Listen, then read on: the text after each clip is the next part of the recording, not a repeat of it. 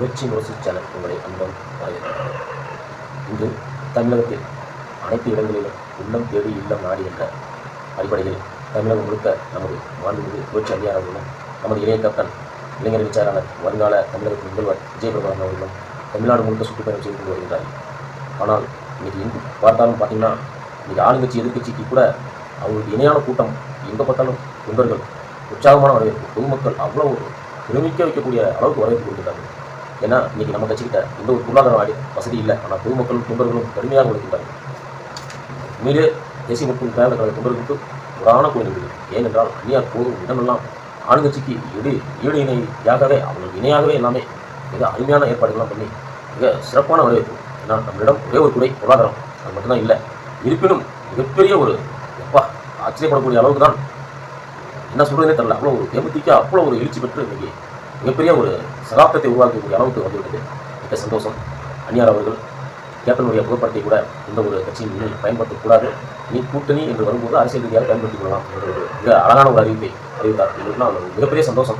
ஏனென்றால் நாங்கள் ஏற்கனவே நாங்கள் தான் கோரிக்கை வச்சுட்டு இருந்தோம். ஏன்னா கேப்டன் வந்து சினிமாவில் யாரையோ வளர்த்து விட்டார், ஏதோ வளர்த்து எத்தனை பேருக்கு 1000 லட்சம் பேர்த்த வளர்த்து விட்டுருக்காரு. ஏதோ சினிமாவில் வளர்ந்தீங்க போனீங்க, சரி ரைட் ஓகே. எம்ஜிஆர் படத்தை வந்து எங்கள் கேப்டன் பயன்படுத்தினா எம்ஜிஆரை உண்மையாக நேசித்தவர் எம்ஜிஆர் அவர்கள் தான் எனக்கு குரு என்று பல இடங்களில் பொதுப்படையாக சொல்லியிருக்கிறார். உங்களுக்கு சொல்வதற்கு தைரியம் இருக்கின்றதா? இல்லை. அது சரி, எம்ஜிஆர் மறைவுக்கு பிறகு அம்மையார் ஜானகி அம்மாவை அவர் தன் தாய்ப்பாலை பாதுகாத்தார். நீங்கள் கேப்டன் குடும்பத்துக்கு என்ன செய்வீர்கள்? உடல் நலம் சரியில்லாமல் இருந்த போது கேப்டன் என்று பார்த்தீர்களா? கிடையாது. கேப்டனுடைய மகனுக்கு சினிமாவில் ஏதோ அவர் மட்டும் ஒரு நடித்து கொடுத்தீர்களா? கிடையாது. கீர்த்தி சுரேஷுக்கும் திரிஷாவுக்கும் உடல்நிலை சரியில்லை என்றால் ரொம்ப அக்கறையோடு பார்த்தீர்கள். அப்படிதானே? எல்லாம் வந்து எப்படி சொல்கிறதே தெரில. கேப்டனை பயன்படுத்தி எல்லாமே நம்ம போயிடலாம், ஆனால் வந்து அவங்களுக்கு எந்த ஒரு விசுவாசம் பண்ணக்கூடாது அப்படிலாம் வந்து எல்லாம் அவங்களை பற்றி பேசணும்னா அது தேவையில்லாத கேள்வி தான். பத்திரிகையாளர் கூட அந்நியார்கிட்ட கேட்கும்போது ஏராளமாக தான் கேள்வி கேட்கிறாரு. பத்திரிகையாளர்களே, நீங்கள் கேப்டனை ட்ரோல் பண்ண மாதிரி ஒரு சில பத்திரிகையாளர் கொண்டு சொல்கிறேன், எல்லாத்தையும் சொல்ல வரல. கேப்டனை ட்ரோல் பண்ண மாதிரி அந்நியார்கிட்ட ஒருபோதும் கொண்டு கருத்து வேகாது. தேமுதிகவுக்கு அனைத்து பலமும் இருக்கின்றது, அனைத்து சக்தியும் இருக்கின்றது பொருளாதாரத்தை தவிர. ஆனால் நாளுக்கு நாள் எங்களுடைய கேப்டன் ஆசீர்வாதத்தோடு நாங்களும் வளருவோம். இனி எதுவாக இருந்தாலும் அப்பக்கப்போ பதிலடி கொடுப்போம். எங்களால் அனைத்து தகுதியும் தேசிய மக்கள் திராவிட கழகத்துக்கு இருக்கிறது. ஒரு தீர்வு பார்ப்போம்.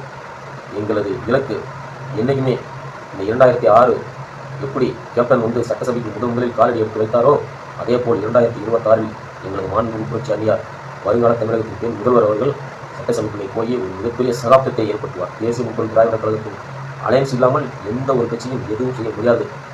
26 துணை முதல்வருக்கான வாய்ப்பு எங்கள் அந்நியாருக்கு அதிகமாக உள்ளது என்பதை சொல்லி தமிழகத்தில் உள்ள அனைத்து கேப்டன் தொண்டர்களுக்கும், இணைச் செயலாளர்களுக்கும், கீழ்மட்ட தொண்டர்களுக்கும் அனைவருக்கும் ஒரு நன்றியை தெரிவித்துள்ளேன்.